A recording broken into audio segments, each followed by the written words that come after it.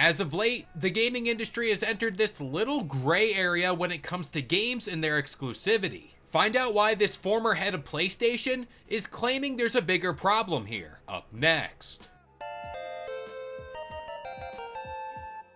What's up guys, this is Kalo and I'm here to give you the lowdown on all things gaming.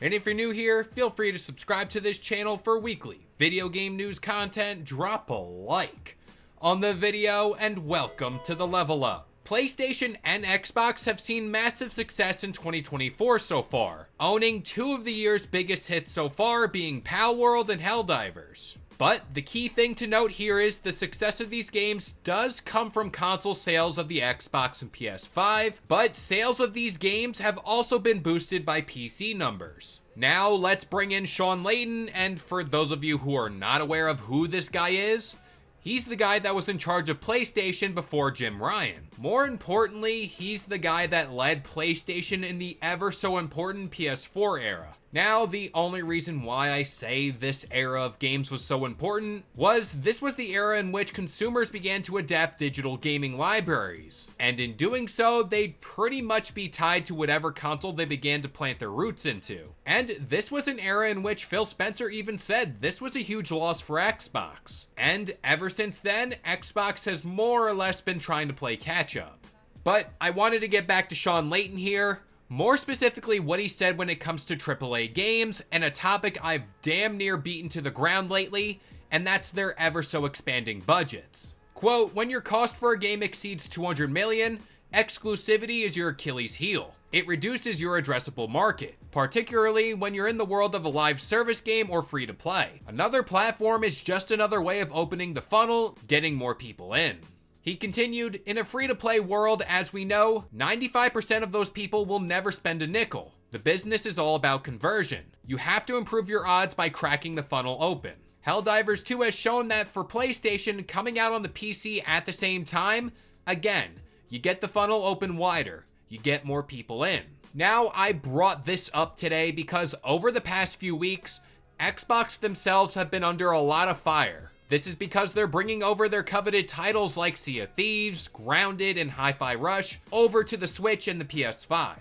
And at the end of the day, especially over the last few months, big gaming executives, no matter the brand, have been looking at the numbers and see there's a problem that needs to be addressed here. Going forward, and even right now, Ghost of Tsushima is coming to the PC, so we're gonna see this migration of PlayStation exclusive titles make their way over to PC, which is PlayStation's way of expanding that funnel Layton talked about earlier. And this article from the VGC goes on to state that sure, single-player games aren't really facing the same pressure to release on multiple platforms, which I disagree with, but then Layton replied, but if you're spending $250 million, you want to be able to sell it to as many people as possible, even if it's just over 10% more. The global installed base for consoles, if you go back to the PS1, and everything else stacked up there. Wherever in time that you look at it, the cumulative consoles out there never gets over 250 million. It just doesn't. The dollars have gone up over time, but I look at that and see that we're just taking money from the same people. That happened during the pandemic, which made a lot of companies overinvest. Look at our numbers going up. We have to chase that rocket. Now, the Insomniac leak, as bad as it was, proved that the budgets for these games are just getting out of hand.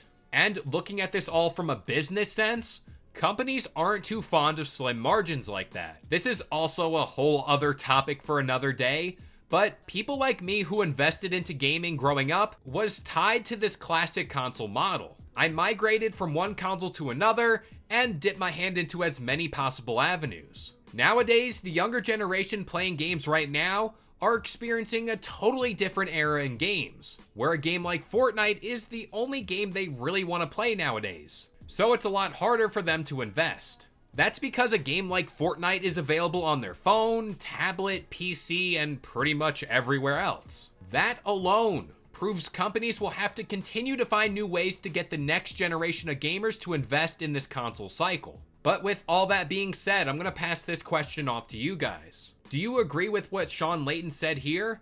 I agree up until a point.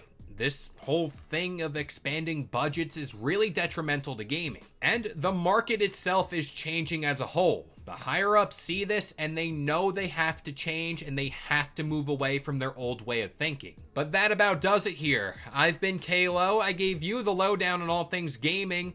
And if you're new here, feel free to subscribe to this channel for weekly video game news content. Drop a like on the video, and this has been the Level Up.